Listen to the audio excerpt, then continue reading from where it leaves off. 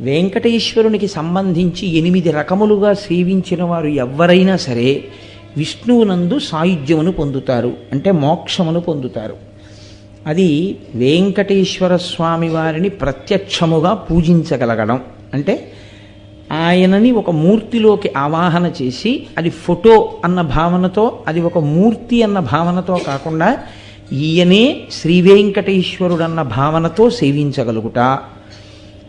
రెండవది ఆయనను స్మరించుచుండుట, వెంకటేశ్వరుని గురించినటువంటి స్మరణ. అందుకే స్మరణాత్ ఇష్టవర్షిణం.